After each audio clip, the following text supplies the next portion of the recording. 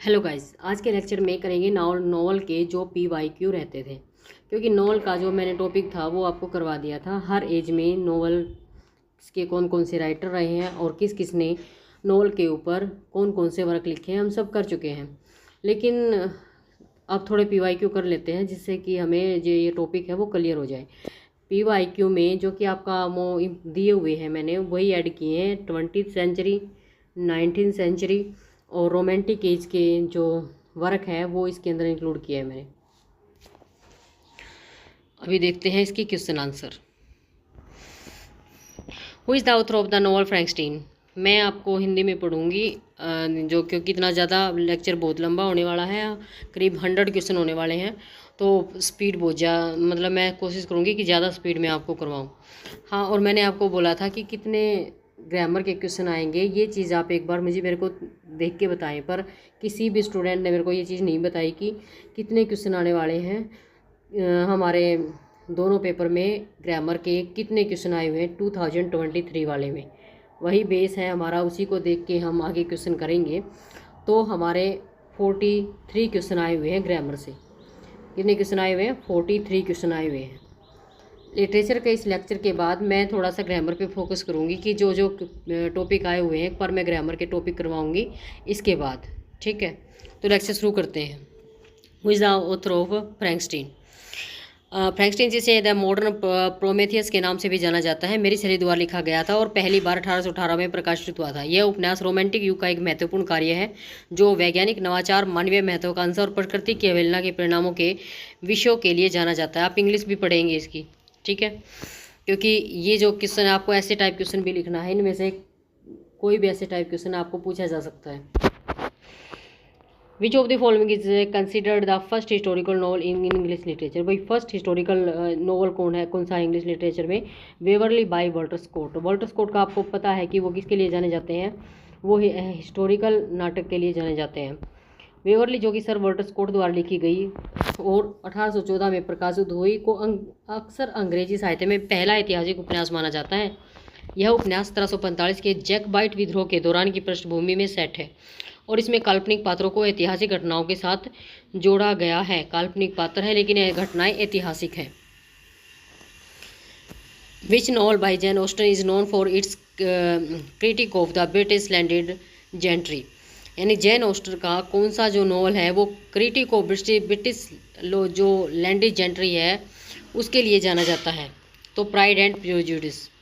Pride and prejudice Jain Austin का उपन्यास है जो 1813 में प्रकाशित हुआ था। यह ब्रिटिश जमींदार वर्ग की तीखी आलोचना करता है। इसके पात्रों विशेषकर एलिजाबेथ बेनेट के माध्यम से यह उपन्यास वर्ग, विवाह, नैतिकता और सामाजिक शिष्टाचार के मुद्दों की पड़ताल करता है।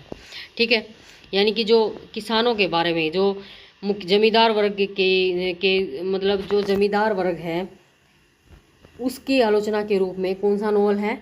वो नॉवल है Pride and Prejudice.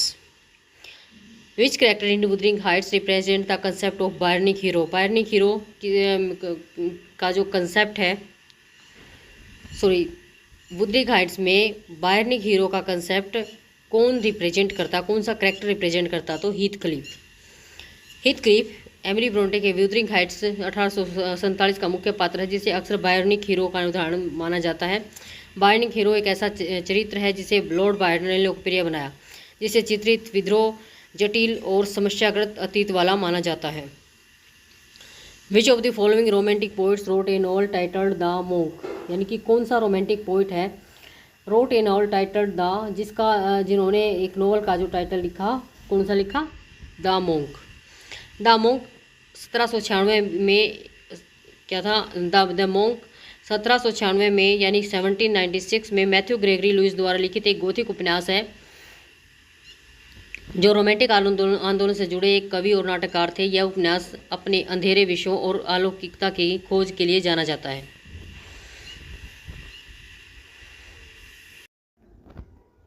Which of the following novels by sir Walter Scott is set during the reign of Queen Elizabeth one.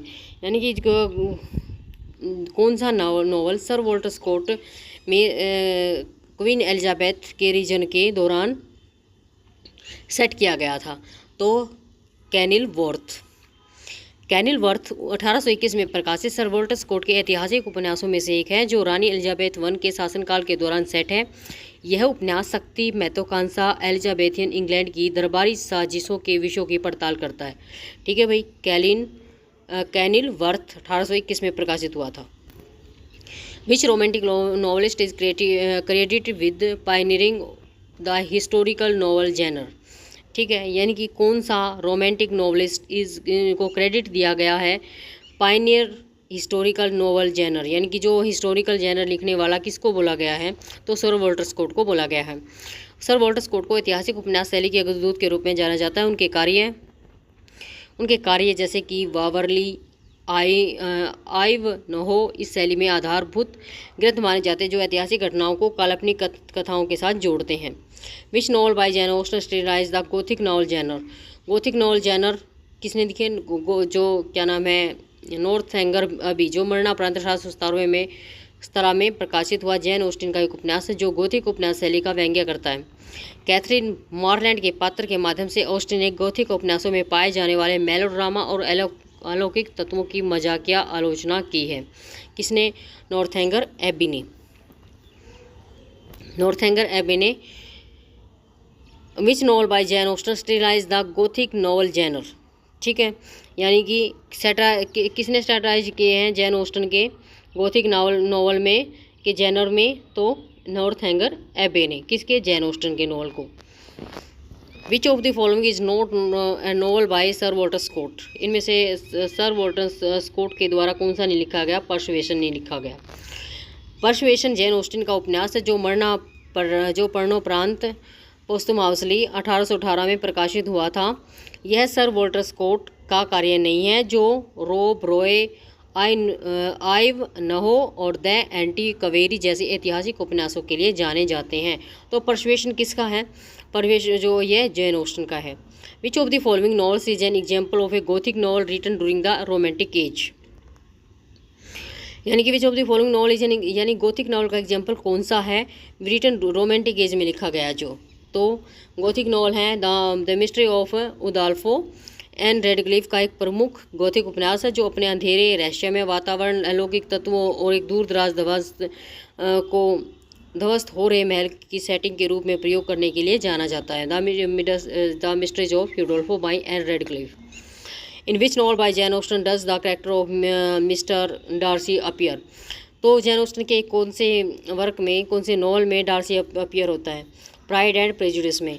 Shri Fitzwilliam Darcy Jane Austen के उपन्यास प्राइड एंड प्रेजुडिस के मुख्य पात्रों में से एक है। वह अपनी प्रारंभिक उदासीनता और गर्व के लिए जाना जाता है जो धीरे धीरे बदलता है जब वह नायिका एलिजाबेथ बेनेट के प्यार में पड़ता है। तो इसमें है भाई ये प्राइड एंड प्रेजुडिस में। Which of the following novels by Jane Austen deals with the theme of social class and marriage. Social and class and marriage भी किसमें है, प्राइड एंड प्रेजुडिस में। प्राइड एंड प्रेजुडिस को Jane Austin का सबसे लोकप्रिय उपन्यास माना जाता है जो सामाजिक वर्ग, विवाह, नैतिकता के विषयों से व्यापक रूप से संबंधित है। यह कहानी मुख्य रूप से बेनेट परिवार और विशेष रूप से एलिजाबेथ बेनेट के रोमांटिक उलझनों के इर्द गिर्द घूमती है। ठीक है। Which novel by Mary Shelley is considered a pioneering work in science fiction. यानी साइंस फिक्शन में जो मैरी शैली का कौन सा वर्क पायनियर समझा जाता है, फेमस समझा जाता है। फ्रैंकस्टीन रिटन बाय मैरी शैली द्वारा लिखा गया फ्रैंकस्टीन विज्ञान और साहित्य में सबसे पहले उपन्यासों में से एक माना जाता है।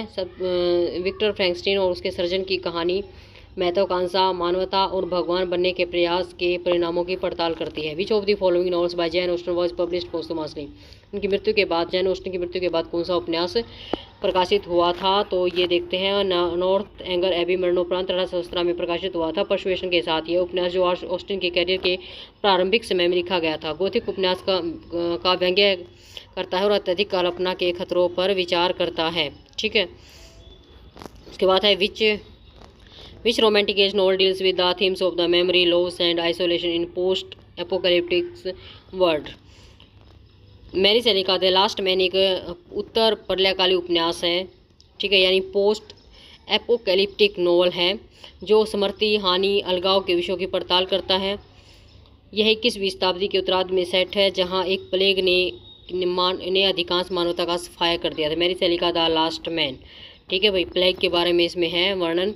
पोस्ट एपोकलिप्टिक नॉवल है ये। Which novel is considered a precursor to the Victorian Bildungsroman और कमिंग ऑफ एज नॉवल, यानी कि किसको मतलब अगर दूध समझा जाता है जो विक्टोरियन बिल्डिंग्स रोमन नॉवल होते हैं और कमिंग ऑफ एज नॉवल होते हैं। आपको बिल्डिंग्स रोमन नॉवल का पता होगा कि किसी एक राइटर का, कोई भी एक राइटर, किसी भी जो हीरो होता है उसकी जो मानसिक स्थिति होती है बचपन से लेके लास्ट तक, उसका जो घटनाक्रम होता है उसके जीवन का, उन सब के बारे में वर्णन किया जाता है बिल्डिंग्स रोमन नॉवल में। वेवरली वॉटरस्कोट का वेवरली विक्टोरियन बिल्डिंग्स रोमन या व्यस्तता में आने वाले उपन्यास का अग्रदूत माना जाता है। यह एडवर्ड वावरली की कहानी बताता है जो जैकबाइट विद्रोह के दौरान अपने अनुभवों के माध्यम से परिपक्व होता है। जैकबाइट विद्रोह, वावरली जो नॉवल है उसके अंदर जैकबाइट विद्रोह है। ये क्वेश्चन देखो, ये इसके अंदर 1 मार्क के क्वेश्चन में पूछा जाता है कि वावरली के अंदर कौन सा विद्रोह का वर्णन है। जैकबाइट विद्रोह का वर्णन है इसके अंदर। उसके बाद है which of the following is not work by Jane Austen. The Monk किसका वर्क नहीं है, जैन ऑस्टन का। द मोंक एक गोथिक उपन्यास है जिसे मैथ्यू लुइस ने लिखा था, न कि जेन ऑस्टिन ने। यह अपनी सनसनीखेज और विवादास्पद सामग्री के लिए जाना जाता है जिसमें डरावने अलौकिक तत्वों और नैतिक पतन के विषय शामिल हैं। Which of the following novels reflect the theme of the nature, imagination and sublime characteristic of the romantic age, यानी कि कौन सा novel theme of nature, imagination, sublime, characteristic, romantic age की इन सारी चीज़ों को बताता है, इनके उसके ऊपर प्रभाव डालता है, उनके थीम के ऊपर प्रभाव डालता है। The mysteries of the Udolpho by Ann Radcliffe. The mysteries of Udolpho romantic साहित्य का प्रमुख उदाहरण है जिसमें प्रकृति, कल्पना, उदात्तता के विषयों को प्रदर्शित किया गया है। उपन्यास के विस्तृत परिदृश्य और तीव्र भावनाओं की उत्तेजना रोमांटिक युग के प्राकृतिक विषय और मानव अनुभव पर जोर देने के अनुरूप है। Which character in Pride and Prejudice symbolize the theme of vanity and superficiality, यानी प्राइड एंड प्रेजुडिस का कौन सा कैरेक्टर है जो सिंबलाइज करता है वैनिटी एंड सुपरफिशियलिटी के थीम को।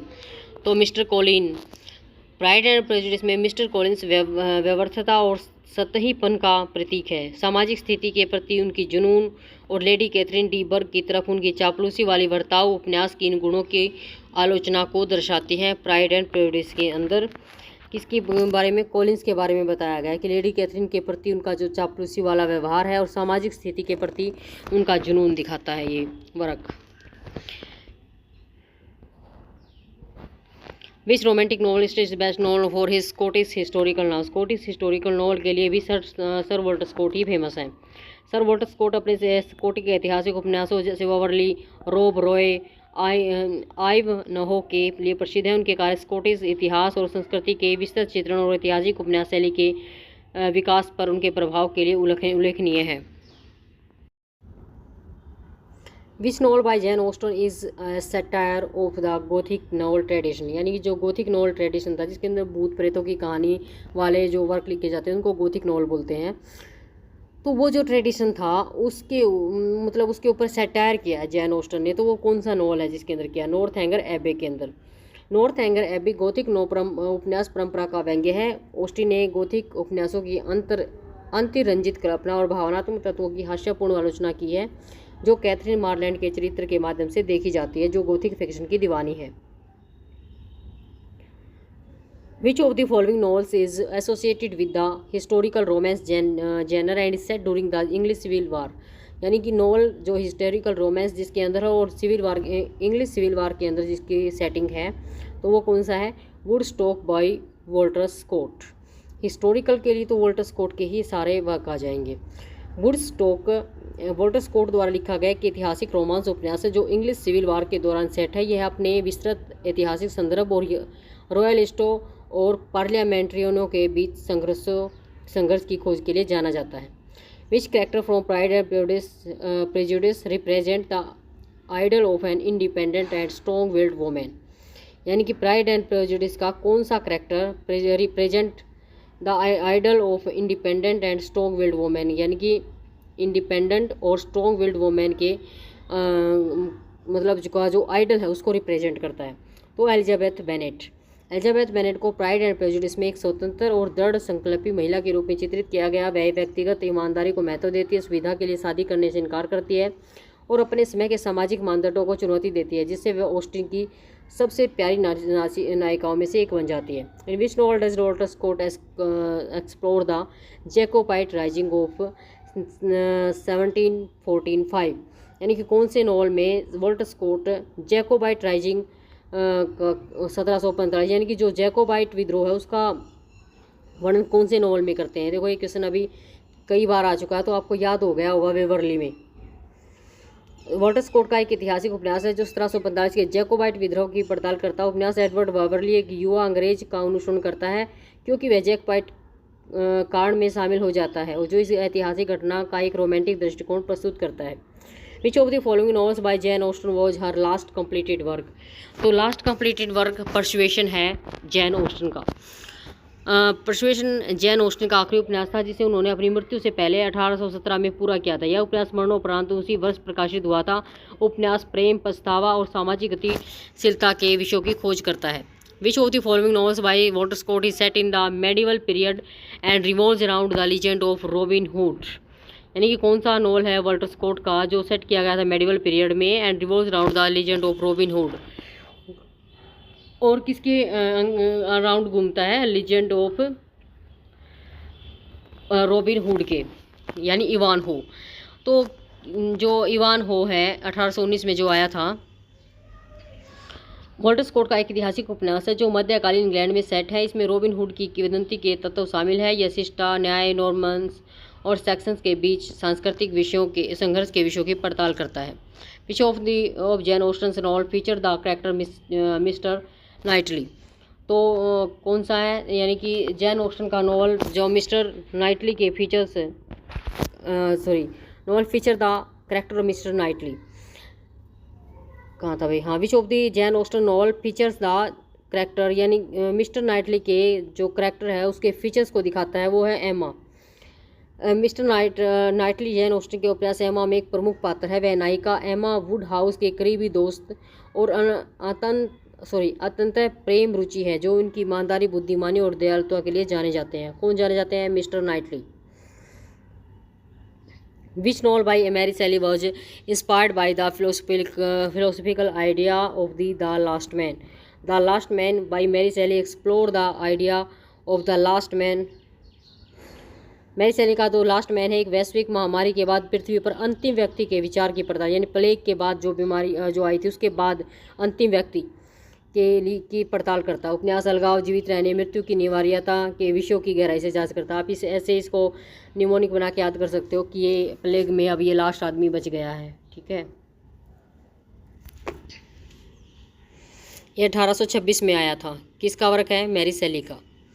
विच novel features the love story of Fitzwilliam Darcy and Elizabeth Bennet, यानी कि किसके अंदर दिखाई गई, कौन से नॉवल में फीचर की गई है ये स्टोरी?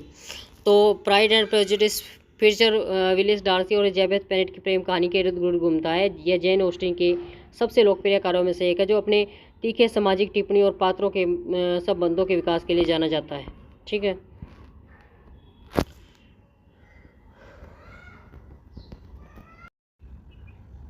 अब 19वीं सेंचुरी वाले वर्क देखते हैं। Who is the author of the novel vanity fair. Vanity Fair का ऑथर कौन है? वैनिटी फेयर विलियम्स मैकपीस ठाकरे का एक व्यंग्यात्मक उपन्यास है। यह अपनी तीखी सामाजिक टिप्पणी और केंद्रीय पात्र बेकी शार्प के चित्रण के लिए जाना जाता है, जिसे अंग्रेजी साहित्य की सबसे यादगार एंटी नायिकाओं में से एक माना जाता है। वैनिटी फेयर किसके लिए जाना जाता है? बेकी शार्प के लिए। एंटी नायिका है Becky Sharp. Which Charles Dickens novel features the character of Ebenezer Scrooge, यानी कि चार्ल्स डिकन का जो नॉवल एबेंजर स्क्रूज के लिए के कैरेक्टर के को फीचर करता है वो कौन सा है? तो क्रिसमस। एबेंजर स्क्रूज चार्ल्स डिकेंस की लघु उपन्यास एक क्रिसमस कैरोल के मुख्य पात्र हैं। स्क्रूज एक कंजूस बूढ़ा व्यक्ति है जो क्रिसमस पास्ट, प्रेजेंट और फ्यूचर के भूतों द्वारा देखे जाने के बाद बदल जाता है। एबेंजर स्क्रूज याद रखना चार्ल्स डिकेंस का है और उपन्यास है एक क्रिसमस कैरोल। स्क्रूज क्या है? एक बूढ़ा आदमी है। Which 19th century novel is subtitle a novel without a hero, यानी कि ये novel without a hero 19th century का नॉवल जिसका सब टाइटल है, ये सब टाइटल है तो किसका है, वैनिटी फेयर का। William Makepeace Thackeray the Vanity Fair a novel without a hero के उपशीर्षक से प्रकाशित हुआ था, क्योंकि इसमें पारंपरिक नायक की भूमिका नहीं है, इसके बजाय यह नैतिक रूप से अस्पष्ट पात्र बेकी सार पर केंद्रित है, उस समय के समाज की आलोचना करता है। ठीक है, यानी विलियम मैकपिस थैकरे का वैनिटी फेयर और जिसका क्या नाम है, ए नॉवल विदाउट हीरो जिसका सब टाइटल है, और यह नैतिक रूप से अस्पष्ट पात्र बेकिसार पर केंद्रित है और उस समय की आलोचना करता है। Which novel by Thomas Hardy set in the fictional region of Wessex and tells the tragic story of young women named Tess of the d'Urbervilles, यानी कि Tess of the d'Urbervilles is a novel by Thomas Hardy. ये Thomas Hardy का उपन्यास है जो टेस डर्बीफील्ड की दुखद कहानी बताता है, एक युवा महिला जो विक्टोरियन समाज के कठोर सामाजिक मानदंडों और अन्याय के कारण पीड़ित थी। In which novel does the character Pip appear as the protagonist, किसमें अभी पिप प्रोटैगनिस्ट ग्रेट एक्सपेक्टेशन में। पिप चार्ल्स डिकेंस के उपन्यास ग्रेट एक्सपेक्टेशन का नायक है, जो उपन्यास पिप की बचपन से लेकर व्यस्तता तक की यात्रा का अनुसरण करता है और सामाजिक वर्ग महत्वाकांक्षा और व्यक्तिगत विकास के विषयों की पड़ताल करता है। ठीक है, ये बिल्डिंग्स रोमन नॉवल है। Which novel by Emily Brontë features the character Heathcliff and see set on the Yorkshire moor के अंदर जिसको सेट किया गया था, और हीथ क्लिफ जिसका कैरेक्टर है एमिली ब्रोंटे का नॉवल कौन सा है, Wuthering Heights. Wuthering Heights Emily Bronte का एक गौथिक उपन्यास है जो यॉर्कशायर मूर पर सेट है। इसमें हीथ क्लिफ और कैथरीन अर्नस्का के बीच के तीव्र अशांत संबंध को दर्शाया गया है और यह अपने अंधेरे और चिंतित वातावरण के लिए जाना जाता है। Which George Eliot novel is centred around the life of a poor but ambitious doctor named Tertius लिडगेट।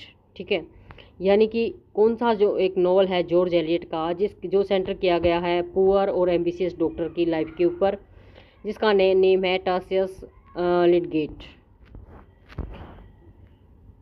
Middle March George Eliot का एक जटिल उपन्यास है जो एक प्रांतीय शहर के विभिन्न पात्रों के जीवन की पड़ताल करता है। टसियस लिडगेट एक प्रमुख पात्र है जिनकी महत्वाकांक्षा और आदर्शों को समाज की वास्तविकताओं द्वारा चुनौती दी जाती है। जो भी ये ऑब्जेक्टिव टाइप क्वेश्चन है और जो मैं इनकी एक्सप्लेनेशन आपको दे रही हूँ, इन्हीं में से आपका ऐसे टाइप क्वेश्चन भी बन जाएगा। Which 19th century novel features the character Sydney Carton who sacrificed his life out of love for Lucy Manet। देखो, यानी कि 19th सेंचुरी का नॉवल जो फीचर करता है सिडनी कार्टन के कैरेक्टर को और जो सेक्रीफाइस करता है अपनी लाइफ को अपने प्यार के लिए लूसी मैनेटा के लिए।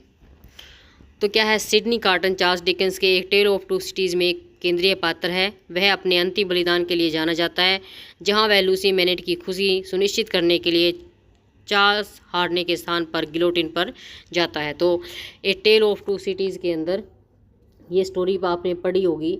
इसके अंदर जो दोनों हमशक्ल होते हैं उनमें से जो असली होता है उसको बचाने के लिए जो नकली उसका हमशक्ल होता है वो गिलोटिन के ऊपर चढ़ जाता है। सिडनी कार्टन चार्ल्स डिकेंस के a tell of two cities में एक केंद्रीय पात्र है। Which novel by Charlotte Bronte is considered a bildungsroman and follows the life of its titular character and orphaned girl, यानी कि चार्लोट ब्रंटे का कौन सा नॉवल बिल्डिंग्स रोमन समझा जाता है और follow the life of it's एक टिटुलर कैरेक्टर है उसकी लाइफ को फॉलो करता है, एक जो क्या है एक ऑर्फन्ड गर्ल है। जैन ओयर चार्लोट ब्रंटे का है बिल्डिंग्स रोमन, अच्छा इसकी हिंदी नहीं है, चलो यहाँ से पढ़ लेते हैं इसको। That follow the life of Jane Eyre, यानी कि चार्लोट ब्रंटे का जो बिल्डिंग्स रोमन है that follow the life of Jane Eyre an orphaned girl. ठीक है, हु फेसेस द नंबर्स, यानी कि वो बहुत सारी मुश्किलों को सहन करती है बिफोर फाइंडिंग लव, अपने प्यार को पाने और के लिए और इंडिपेंडेंस आज़ादी को पाने के लिए। The novel is noted for its exploration of themes like morality religion and social class, और नॉवल को नोट किया जाता है जो उसका जो थीम मॉरलिटी रिलीजन और सोशल क्लास का जो थीम है उसके लिए नॉवल को मार्क किया गया है। अब ये कुछ ऐसे टाइप क्वेश्चन हैं, एक बार आप इनको पढ़ लेंगे। ठीक है, मिडल मार्च के बारे में क्वेश्चन दिया हुआ है। चार्ल्स डिकन्स के ग्रेट एक्सपेक्टेशन के बारे में क्वेश्चन दिया हुआ है। एक बार इनकी स्टडी लेना ज़रूरी है क्योंकि आपके पेपर में ऐसे टाइप क्वेश्चन आने वाले हैं सेकंड में।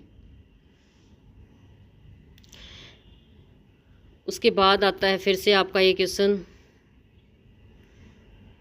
ये मैं नहीं पढ़ रही हूँ आपके लिए, आप खुद पढ़ेंगे इनको क्योंकि मैंने इनकी हिंदी भी साथ में दे दी है।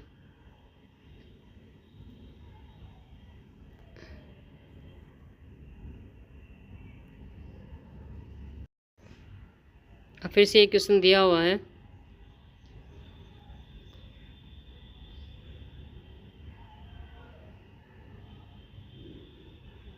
जूडो ऑब्सक्योर के बारे में, थॉमस हार्डी का ये जो वर्क है उसके बारे में।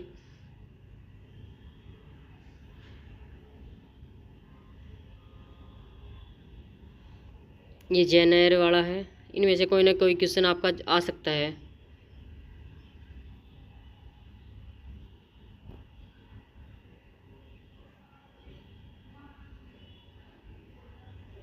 क्योंकि अगर मैं एक एक क्वेश्चन को पढ़ने लगी तो बहुत सारा टाइम लग जाएगा। आपने बोला है कि साथ साथ हमारी जो मेंस पेपर है उसकी भी प्रेप करवा दो, तो उसके लिए भी मैंने ये क्वेश्चन डाल दिए हैं आपके। एक बार आप इनको रीड आउट कर लेना अच्छे से और लिख के भी देख लेना कि आपको कितना क्वेश्चन आप लिख सकते हैं मेंस में।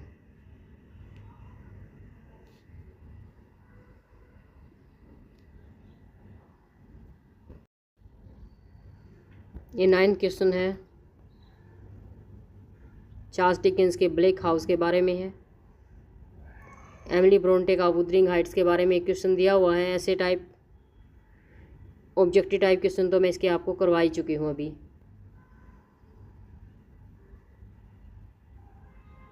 उसके बाद मिडल मार्च के लिए क्वेश्चन दिया हुआ, discuss the role of social class and mobility in George Eliot Middlemarch. इसको मैंने जल्दी जल्दी से आगे कर दिया, एक बार देख लो इसको दोबारा से। ये इसका क्वेश्चन है।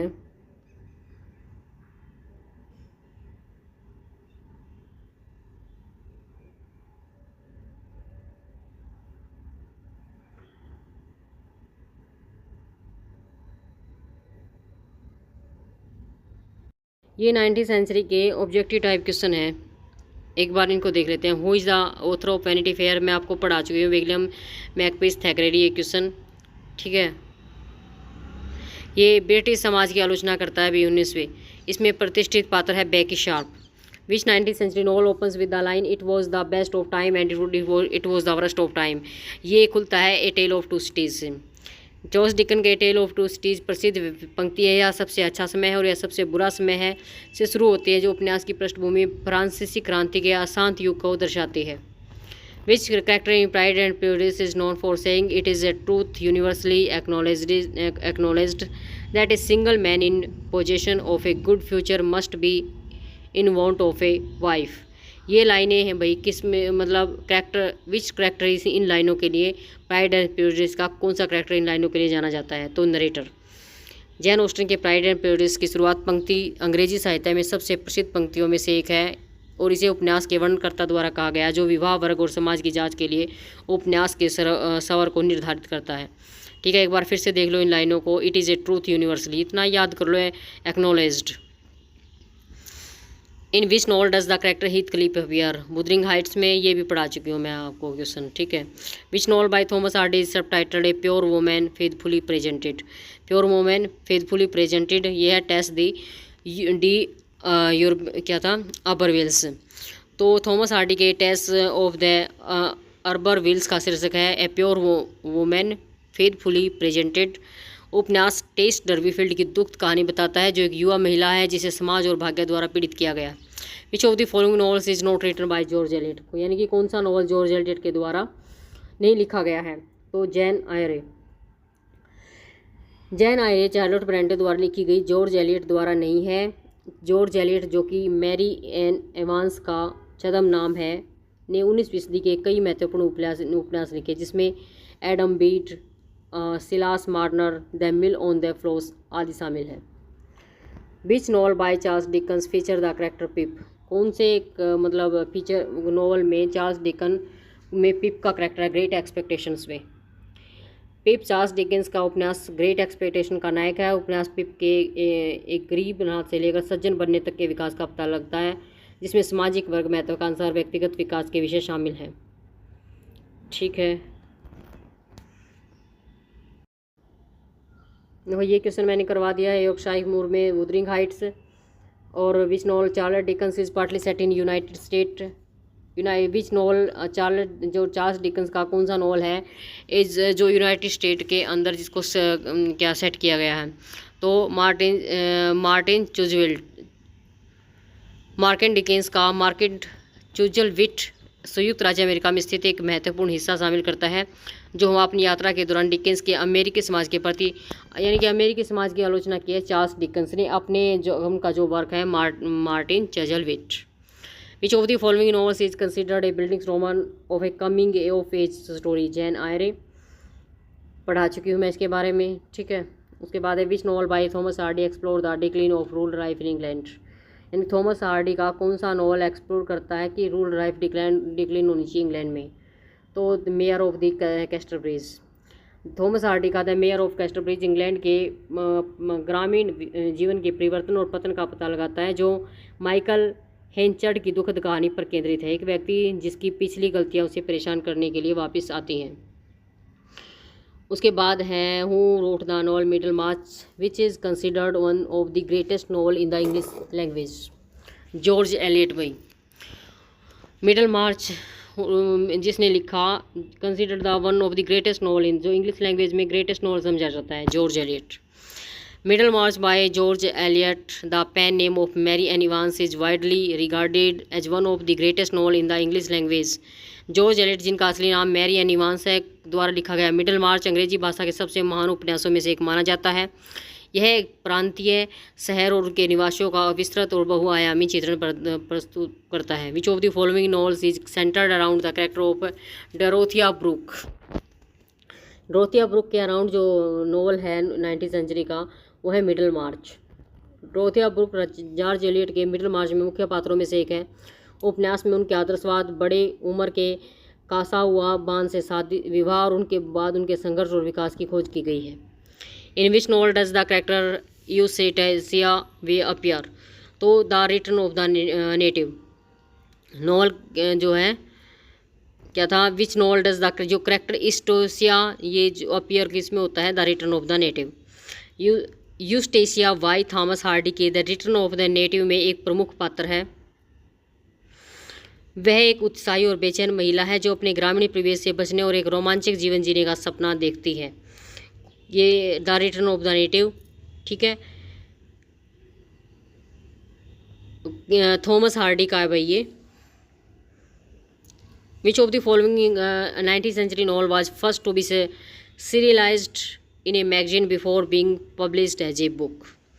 यानी कि 19th सेंचुरी का जो नावल है जिसको फर्स्ट सीरियल जो में पब्लिश किया, सीरियल वाइज यानी मैगजीन में पब्लिश किया गया था before being published as a book, यानी कि उसको बुक की बजाय पहले उसको मैगजीन में सीरियल के रूप में क्या किया गया था, प्रकाशित किया गया था। कौन सा है, पिकविक पेपर। चार्ल्स डिकेंस का पिकविक पेपर पहले मासिक किस्तों में प्रकाशित हुआ था, इसके बाद उसे पुस्तक के रूप में प्रकाशित किया गया था। प्रकाशन का तरीका 19वीं सदी में लोकप्रिय था। इसने डिकेंस को व्यापक लोकप्रियता दिलाई।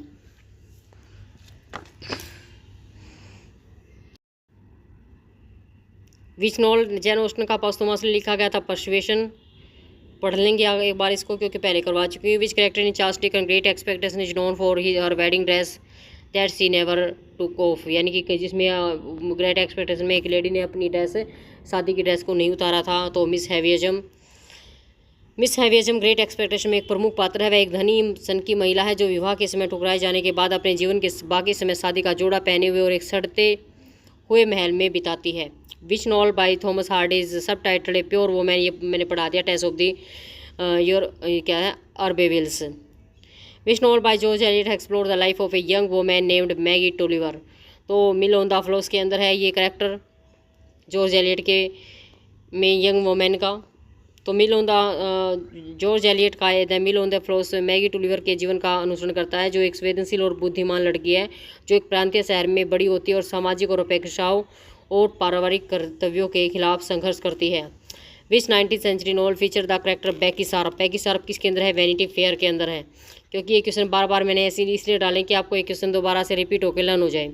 बेकी सारप विलियम मैकपीस थैकरे के वैनिटी फेयर की नायिका है। वह एक चतुर महत्वाकांक्षी महिला जो किसी भी आवश्यक तरीके से सामाजिक सीढ़ी चढ़ने के लिए दृढ़ संकल्पित है।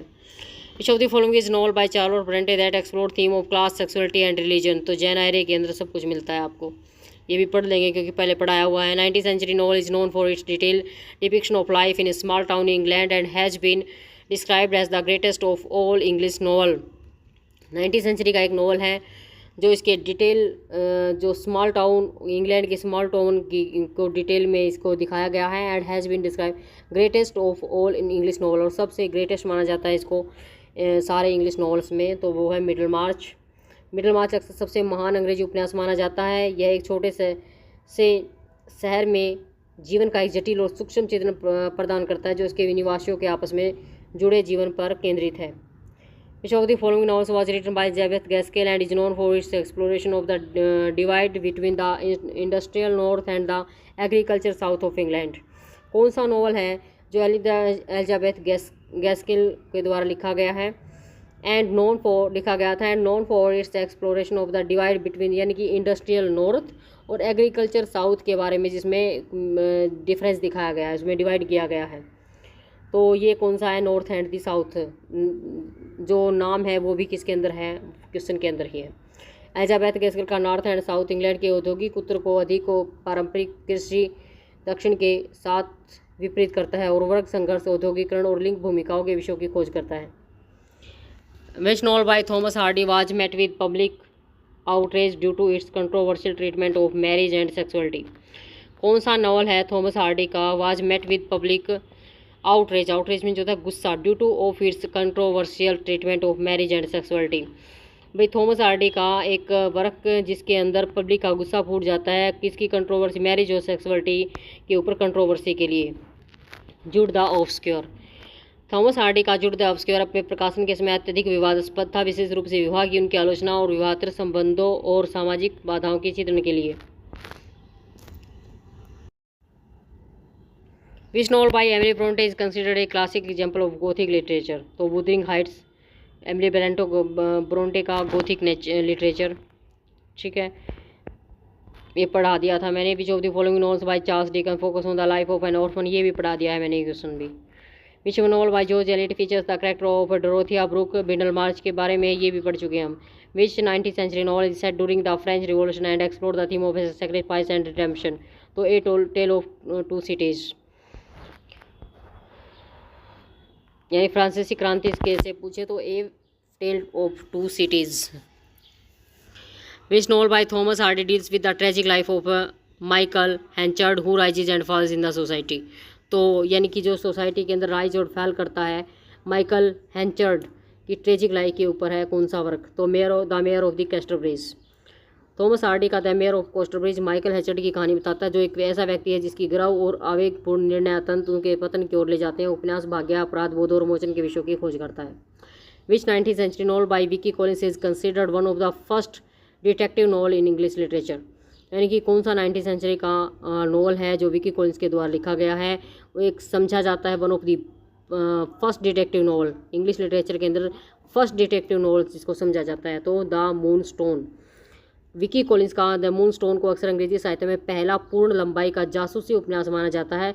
यह एक मूल्यवान हीरे की चोरी और उसके बाद की जांच के इर्द गिर्द केंद्रित है, जिसने जासूसी शैली के कई परंपराओं की नींव रखी है। इस novel by Anthony Trollope set in the fictional country of Barsetshire. वो बर्सेटशायर के अंदर एंथनी ट्रोपे का कौन सी फिक्शनल कंट्री को मतलब क्या था सेट किया गया है? तो the warden.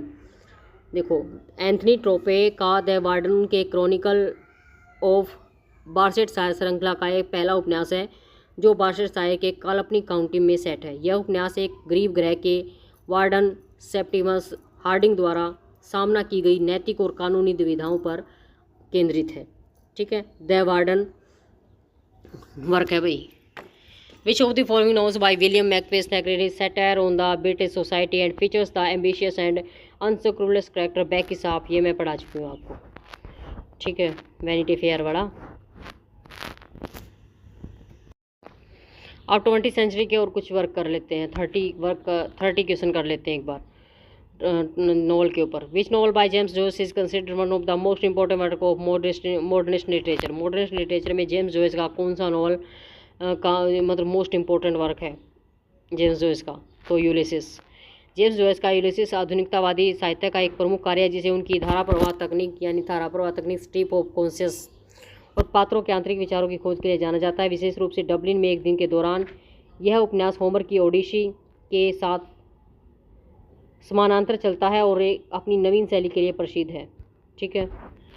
Which novel bye, क्या था इंग्लिश में नाम, Dublin the novel character one day in Dublin. ठीक है। Which novel by George Orwell is an allegory of totalitarianism and was published in 1945। यानी कि एक रूपक है यानी कि जो सब कुछ मानना, इस किसी चीज़ को सब कुछ मानना। ठीक है। तो उसके ऊपर जॉर्ज ऑरवेल की का जो एलिगरी वाला नॉवल है जो 1945 में लिखा गया था, वो कौन सा है? टोटलिटेरियनिज्म के ऊपर। Animal Farm. जॉर्ज ऑरवेल का एनिमल फार्म एक राजनीतिक रूपक है जो तानाशाही शासन की आलोचना करता है, विशेष रूप से स्टालिनवादी रूस की एक फार्म की कहानी के माध्यम से, जहां जानवर अपने मानव मालिक को उखाड़ फेंकते हैं और लेकिन खुद को एक और अधिक दमनकारी शासन के अधीन पाते हैं। ऑरवेल सत्ता, भ्रष्टाचार, विश्वासघात के विषयों की खोज करता है। Which novel by Virginia Woolf explore the inner thoughts and feelings of its character through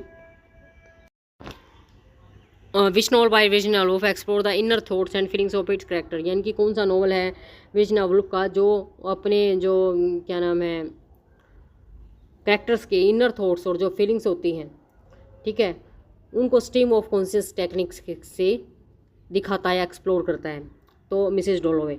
Mrs डोलोवे Virginia wolf का मिसेस डोलोवे एक आधुनिकतावादी उपन्यास है जो अपने पात्रों के विचारों और भावनाओं में गहराई से उतरता है, विशेष रूप से नायिका क्लारिसा डेलोवे कैलर्स और उपन्यास एक ही दिन के दौरान होता है, अपनी धारा प्रवाह करता है। यानी कि ये उपन्यास एक दिन का होता है पूरा, जिसके अंदर सुबह से लेकर शाम तक जो भी एक राइटर है जो भी कुछ सोचता रहता है वो ही लिखता जाता है, वही लिखता जाता है। वो कहाँ जाता है, क्या करता है, उसके दिमाग में जो आता है उसको लिखता जाता है, उसको स्ट्रीम ऑफ कॉन्शियस बोला जाता है।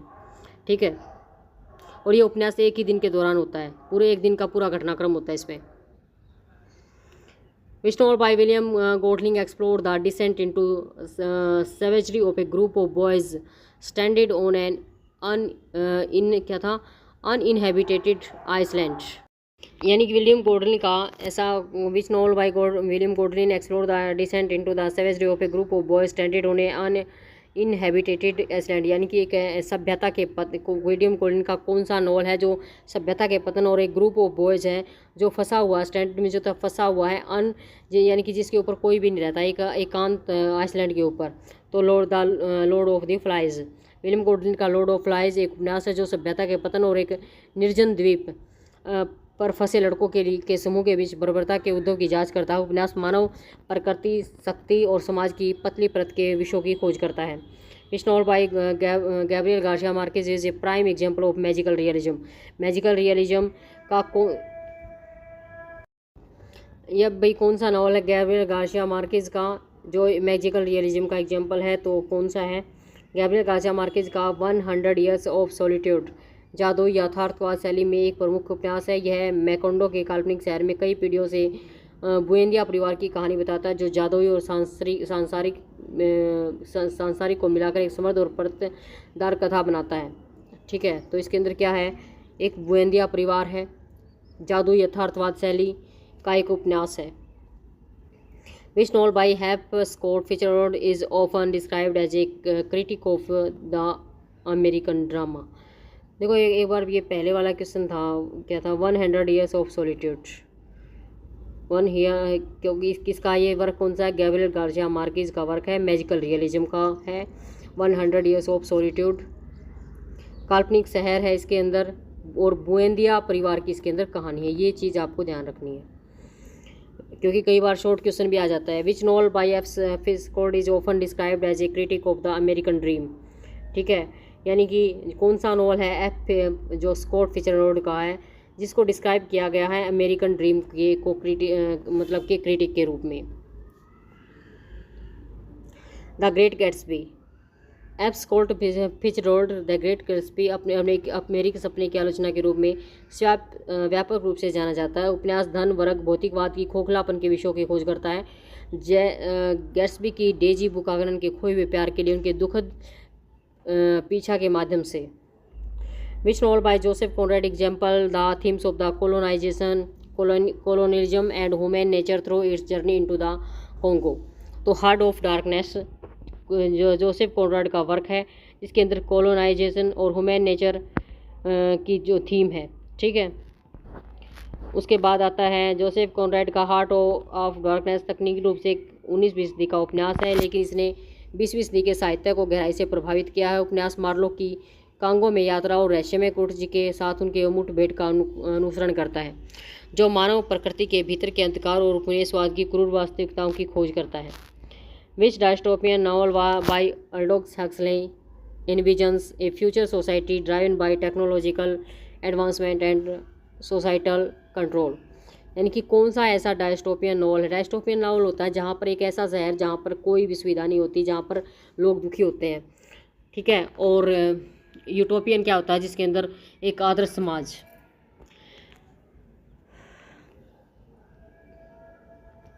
तो क्या था ये था एक्सेल हक्सले का ब्रेव न्यू वर्ल्ड। एक ऐसा भविष्य प्रस्तुत करता है जहां समाज को तकनीकी प्रगति, कंडीशनिंग, व्यक्तिगत तक के दमन के माध्यम से नियंत्रित किया जाता है।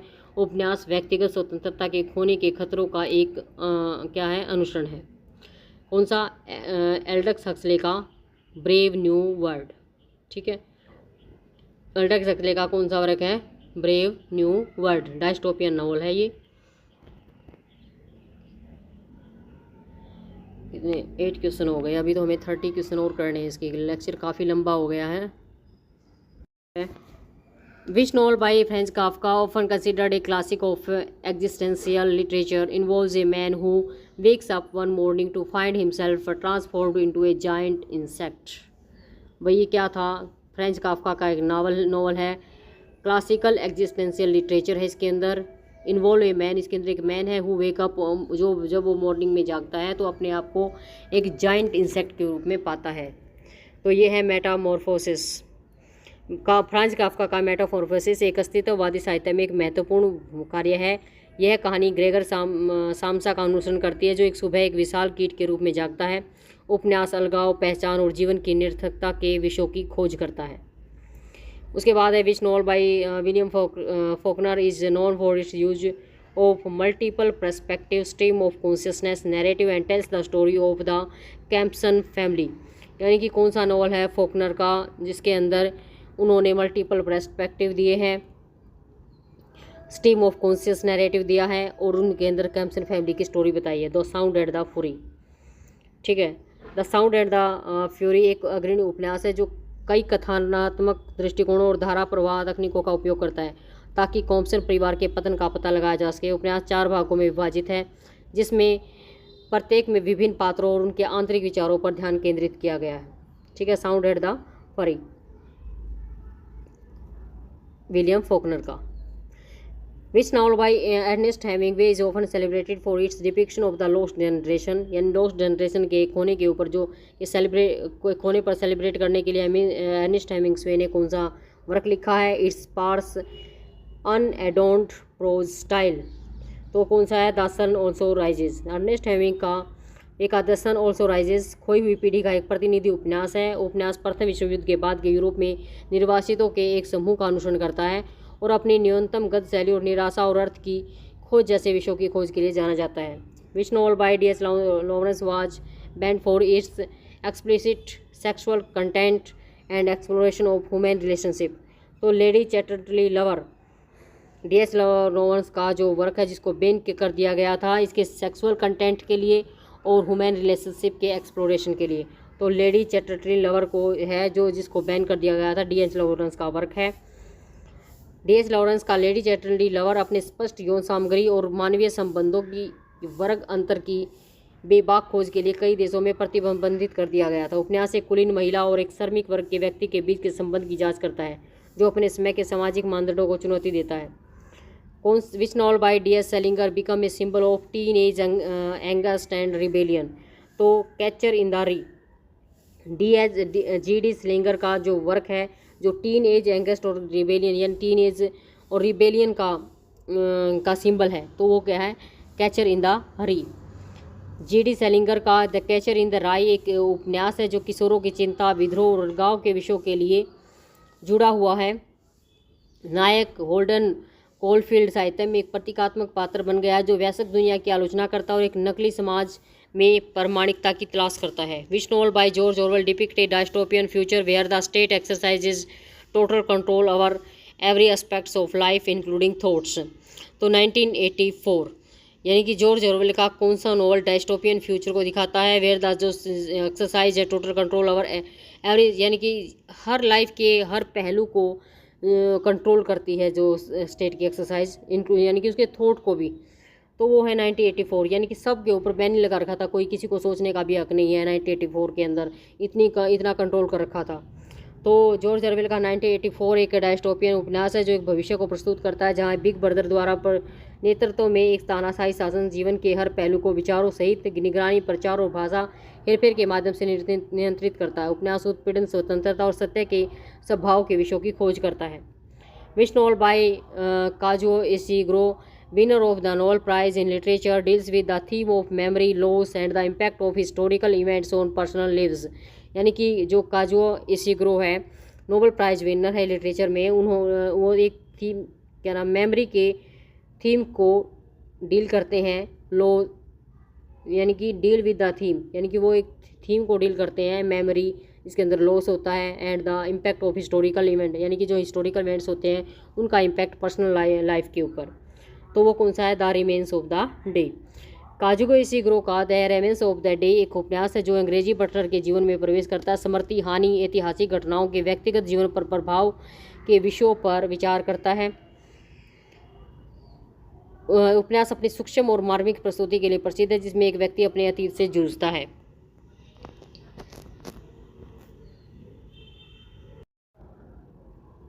Which novel by which novel is known for its stream of conscious technique explore the inner thoughts of the character primary focus, ये तो कर लिया हमने। एंड लाइफ क्लैरिसा डोलोवे की लाइफ के ऊपर, ये है मिसिस डोलोवे। मिसिस डोलोवे आधुनिकतावादी इतिहास में एक मील का पत्थर है जो धारावाहिक चेतना की तकनीक का उपयोग करते हुए एक दिन के दौरान अपने पात्रों की स्ट्रीम ऑफ कॉन्शियस वही है। विशेष रूप से क्लैरिसा डोलोवे की सोच पर केंद्रित है क्योंकि वह एक पार्टी की तैयारी कर रही है जो उसके अतीत और समाज की समझ प्रदान करती है। Which novel by James Joyce is considered one of the greatest work of the modernist literature and parallel the structures of the Homer Odyssey in the life of Leopard Bloom। तो ये भी पता है, यूलिसिस पढ़ लिया हमने ये question भी। एफ स्कॉट फिशरल्ड का as critic of the American dream and set in the jazz age of the 1920, ये भी ग्रेट जो क्या नाम है क्या थी जो मतलब जो एज खो गई है, खोई एज के लिए जैज एज उसी को बोला जाता है। तो 1920 में उसके लिए ग्रेट गैट्सबी को भी हमने पढ़ लिया है, ठीक है। Which dystopian law image in society human injured brave new world भाई यही एल्डोस सक्सले का, ये भी हमने पढ़ लिया है एक बार इसको अच्छे से।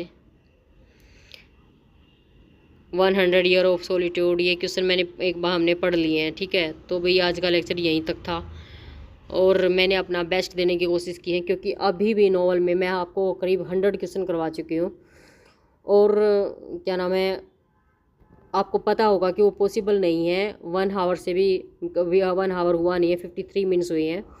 तो इतने में मैंने आपको 100 क्वेश्चन करवा दिए हैं, तो मैंने अपना बेस्ट दिया है। अगर आपको अच्छा लगे तो please like share and subscribe my channel. आपका एक मोटिवेशन, आपका एक लाइक, आपका एक सब्सक्राइब और आपके जो प्यारे प्यारे कमेंट्स हैं मुझे सच में बहुत मोटिवेशन देते हैं। कई बच्चे बहुत अच्छे अच्छे कमेंट्स करते हैं जिनको पढ़ के मन खुश हो जाता है, ठीक है।